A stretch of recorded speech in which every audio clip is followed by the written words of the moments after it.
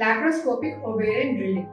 ఇది polycystic ovarian syndrome తో బాధపడుతున్న వారు, ఎస్పెషల్లీ ఇన్ఫర్టిలిటీ కోసం వచ్చిన వారిలో కొంతమంది ఈ ప్రొసీజర్ ని అండర్గా అవుతూ ఉంటారు. సో దీని గురించి కొన్ని మిత్స్ ఉన్నాయి, అవి ఈ వీడియోలో మనం క్లారిఫై చేసుకున్నాం. సో మిత్ నెంబర్ 1 ఏంటి అంటే, చాలా మందికి ఏం అపోహ ఉంటుందంటే లాప్రోస్కోపిక్ ఓవేరియన్ డ్రిల్లింగ్ చేసుకోగానే వాళ్ళ పాలిసిస్టిక్ ఓవేరియన్ సిండ్రోమ్ ఏదైతే ఉంటుందో అది క్యూర్ అయిపోతుందని అనుకుంటున్నారు. But that is not true. There is no cure for PCOS. But PCOS definite గా కంట్రోల్ లో పెట్టుకోవచ్చు అనమాట, diet and lifestyle modifications, exercise తో. So it only temporarily helps in ovulation, అన్నం విడుదల అవ్వడంలో హెల్ప్ చేస్తుంది, బట్ ఇది క్యూర్ కాదు.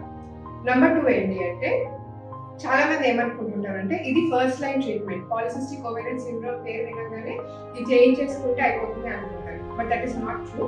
లాప్రోస్కోపిక్ ఓవేరియన్ డ్రిల్లింగ్ కూడా చాలా సైడ్ ఎఫెక్ట్స్ ఉంటాయి. అది is surgical procedure, surgical risk, anaesthesia risk, and more over అది ఓవర్గా చేస్తే, డ్రిల్లింగ్ ఓవర్గా చేస్తే అతుకులు ఏర్పడతాయి లోపల, అండ్ ఓవేరియన్ రిజర్వ్ అవ్వడానికి అండాశయాల్లో ఏదైతే ఎగ్స్ ఉన్నాయో ఆ రిజర్వ్ కూడా తక్కువ అయిపోయే ఛాన్సెస్ కూడా కొన్ని చాలా డేంజర్ కూడా ఉంటుంది. So this is not the first line treatment.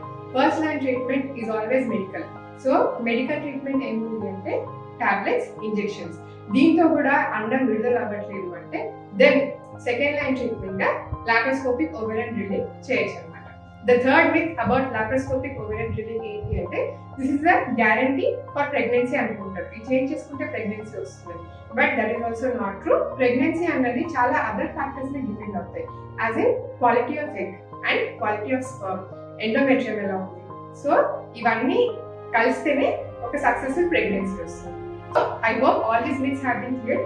And further గా మీకు ఇన్ఫర్మేషన్ కావాలంటే ఈ ఛానల్ ని ఫాలో అవ్వండి.